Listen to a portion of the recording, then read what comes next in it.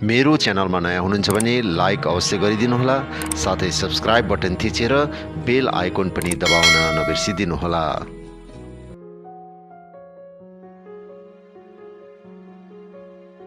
प्यारो नानी हो, आज धेरै दिनपछि फेरि तिमीहरूलाई एउटा यो भिडियो अर्थात् तिमीहरूको एचएस इक्जामको लागि इम्पोर्टेन्ट एउटा नोट्स पठाउँदैछु है।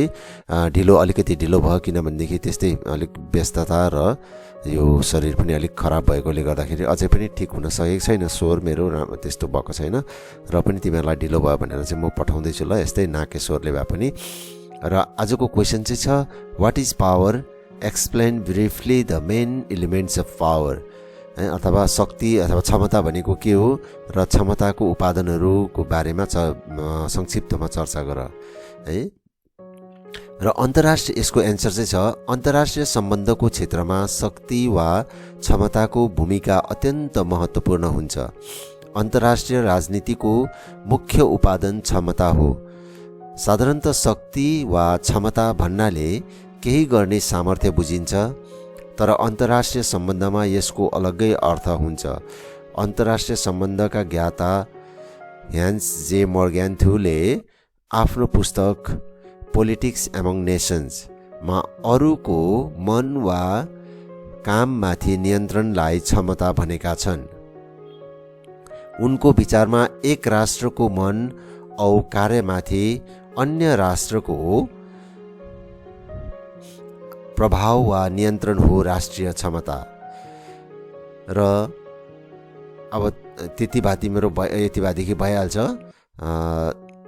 तिमीहरूको अन्तर्राष्ट्रिय सम्बन्धको बारेमा, पावर क्षमताको बारेमा यति लेख्दा भइहाल्छ। र अब चाहिँ क्षमताका उपादानहरू अथवा तत्त्वहरू चाहिँ हेर। क्षमताका उपादानहरू, एक भौगोलिक उपादान। भौगोलिक तत्त्व एक स्थायी उपादान हो जसमाथि राष्ट्रिय क्षमता निर्भरशील हुन्छ।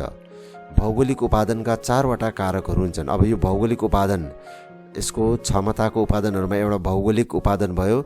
अब यो भौगोलिक उपादानको पनि अझै 4वटा यसको पनि हाँगाबिगाहरू, 4वटा यसको कारकहरू है, यसको कारकहरू 4वटा छ। त्यसमा भयो एक अवस्थान, अब भूगोललाई पनि प्रभाव पार्ने भनौँ न है। एउटा हो अवस्थान, लोकेसन। अनुकूल भौगोलिक अवस्थानले देशको सामरिक सुरक्षालाई सुदृढ बनाउँछ। जस्तै अमेरिकालाई यसको पूर्वतिरको 3000 माइल अनि पश्चिमतिरको 6000 माइल जलपथले विदेशी आक्रमणबाट सुरक्षित प्राय राखेको छ। ख छ आयतन। र भूभागको विशाल आयतन पनि क्षमताको एक मुख्य उपादान हो। आयतन भनेको चाहिँ अब साइज, जो एउटा राष्ट्रको ठुलो साइज छ भनेदेखि त्यस अटोमेटिक पावरफुल भइहाल्छ, उपादान हो। यसले राष्ट्रलाई सामरिक क्षमता बढाउनमा सहायता गर्छ। ग भूप्रकृति। आधुनिक विश्वमा राष्ट्रिय क्षमता क्षेत्रमा भूप्रकृतिको महत्त्वपूर्ण योगदान रहेको छ। यातायात व्यवस्था भूप्रकृतिमाथि निर्भरशील हुन्छ। पहाड, पर्वत, नद नदी, समुद्र, जङ्गल, खनिज पदार्थ सम्पन्न राष्ट्र स्वाभाविक रूपले अर्थनैतिक दृष्टिकोणले क्षमतावान हुँदछ। अर्को छ जलवायु। जलवायु मानिसको कार्यदक्षता जलवायुले निर्धारण गर्दछ। यो क्लाइमेट है, क्लाइमेटले चाहिँ अब एकदम है नातिशीतोष्ण अञ्चलका राष्ट्रका मानिसहरू बेसी सक्षम हुने गर्छ, जसले राष्ट्रलाई अर्थनैतिक, सामरिक तथा वैचारिक सुदृढता प्रदान गर्दछ। अब जो क्लाइमेट जहाँनिर एकदम जाडो हुँदैन, ठन्डा हुँदैन, मतलब गरम पनि हुँदैन, त्यस्ता अञ्चलका मान्छेहरू चाहिँ एकदमै बेसी काम गर्नु सक्ने उत्पादनशील मान्छेहरू हुन्छ र त्यसले अटोमेटिक एउटा राष्ट्रलाई नै विकासको बाटोतिर पुर्याउँछ। अर्को जनसङ्ख्या। राष्ट्रिय क्षमताको अर्को मुख्य उपादान हो जनसङ्ख्या। सुरक्षा, आर्थिक विकास र राष्ट्र गठनमा शक्तिशाली, दक्ष र शिक्षित जनसङ्ख्याको महत्त्वपूर्ण भूमिका हुन्छ। तर अतिरिक्त जनसङ्ख्या कहिलेकाहीँ राष्ट्रिय विकासमा बाधा पनि हुन सक्छ। र कुनै पनि एउटा राष्ट्र पावरफुल है, शक्तिशाली हुनुको लागि चाहिँ त्यहाँनिर जनसङ्ख्या हुनुपर्छ। एकदम जनसङ्ख्या बेसी भएको चाहिँ अटोमेटिक त्यो शक्तिशाली हुन्छ है। तर बेसी जनसङ्ख्या जस्तो हाम्रो भारतहरू जस्तोको अब एकदमै बेसी जनसङ्ख्या भयो भने पनि विकासमा, एउटा राष्ट्रको विकासमा चाहिँ अथवा शक्तिशाली हुनुमा चाहिँ कहिलेकाहीँ बाधा हुन्छ। 3 नम्बर छ प्राकृतिक सम्पद। Natural resources. आधुनिक राष्ट्र शक्तिशाली हुनु हो भने त्यो राष्ट्र प्राकृतिक सम्पदले समृद्ध हुनुपर्छ।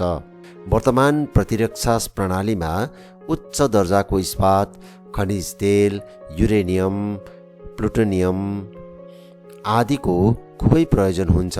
प्राकृतिक सम्पदाको रूपमा कृषि द्रव्य, खाद्य शस्यले महत्त्वपूर्ण भूमिका निर्वाह गर्दछ। खाद्य शस्यमा आत्मनिर्भर राष्ट्र अन्य क्षेत्रमा पनि आत्मनिर्भर हुने गर्छ। प्रयुक्ति विद्या है टेक्नोलोजीको विकासमा प्राकृतिक सम्पद खुबै प्रयोजनीय हुँदछ। 4 नम्बर छ अर्थनैतिक सामर्थ्य। आर्थिक सामर्थ्य बिना कुनै पनि देशको राष्ट्रिय शक्ति समृद्ध हुन सम्भव छैन। वर्तमान विश्वमा औद्योगिक क्षेत्रमा उन्नत देशहरू नै राष्ट्रिय क्षमता क्षेत्रमा पनि शक्तिशाली भएको पाइन्छ। र 5 नम्बर चाहिँ छ सामरिक व्यवस्था। आजको विश्व परिस्थितिमा सामरिक व्यवस्था भनेको चाहिँ सैनिक व्यवस्था है सैनिक शक्ति। आजको विश्व परिस्थितिमा शक्तिशाली सामरिक सैन्य व्यवस्था बिना कुनै पनि राज्य शक्तिशाली छ भन्न सकिँदैन। अहिलेको परिस्थितिमा एउटा राज्यको शक्ति केवल थल, जल र हवाई सैन्यमा है सेनामा मात्र निर्भर नभएर परमाणु बम, अन्तर्देशीय क्षेप्यास्त्र आदि घातक अस्त्रहरूमाथि निर्भर गर्दछ। वास्तवमा परमाणु शक्ति सम्पन्न नभई आजको विश्वमा कुनै पनि देशले आफूलाई महाशक्तिमा परिणत गर्न सक्दैन। 6 नम्बर छ सरकार। सरकारको गुण, नेतृत्व, दूरदर्शिताले राष्ट्रिय क्षमताको स्वरूप निर्धारण गर्दछ। अब एउटा सरकार कतिसम्मको दूरदर्शी छ है, कतिसम्मको त्यसको एउटा डिप्लोमेटिक छ, कतिसम्म त्यसले फरेन पोलिसीहरू है राम्रो एउटा फरेन पोलिसी अपनाउन सक्छ, त्यसमा नै वास्तवमा एउटा राष्ट्रको पावर चाहिँ क्षमता चाहिँ निर्भर गर्छ। योग्य सरकारले आफ्ना नागरिकहरूलाई आदर्श, नैतिकता र नेतृत्व प्रदान गरेर मानव अनि आर्थिक संसाधनमाथि सन्तुलन कायम गर्छ। यसर्थ सरकार राष्ट्रिय क्षमताको एउटा अङ्ग हो। त्यसरी नै 7 नम्बर छ राष्ट्रिय चरित्र औ आत्मविश्वास। कुनै राष्ट्रको शक्ति त्यस देशको जनताको राष्ट्रिय चरित्र औ आत्मविश्वासमाथि धेरै मात्रामा निर्भर गर्दछ। प्रबल देशप्रेम र सुदृढ मनोबलकै कारणले भियतनाम जस्तो सानो देशले अमेरिका जस्तो ठुलो देशसित लामो समयसम्म सफलतापूर्वक युद्ध गर्न सक्षम भएको थियो। त्यो एउटा राष्ट्रिय चरित्र हो र त्यो आत्मविश्वास हो तिनीहरूको, त्यो देशवासीहरूको।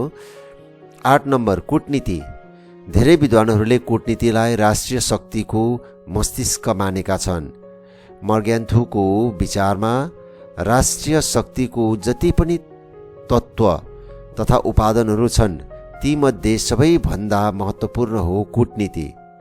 कूटनीतिद्वारा नै एउटा देशले राष्ट्रिय क्षमताका अन्य उपादानहरूलाई सार्थक रूपमा प्रयोग गर्न सक्छ। र योहरू चाहिँ भयो यसको उपादानहरू है, मुख्य भनौँ न। र अन्तमा चाहिँ अब यो कन्क्लुजन चाहिँ कसरी लेख्छौँ भनेदेखि अन्तमा भन्न पर्दा एउटा अथवा कतिपय उपादानहरूको विश्लेषणबाट क्षमताको सामग्रिक परिचय पाउन सकिँदैन। राष्ट्रिय क्षमताका सम्पूर्ण उपादानहरूको महत्त्वपूर्ण भूमिका रहेको हुन्छ। यद्यपि प्रयुक्ति टेक्नोलोजीमाथि निर्भर आधुनिक विश्वमा राष्ट्रिय शक्ति वा क्षमताको उपादानहरूमा पनि परिवर्तन भइरहेको छ।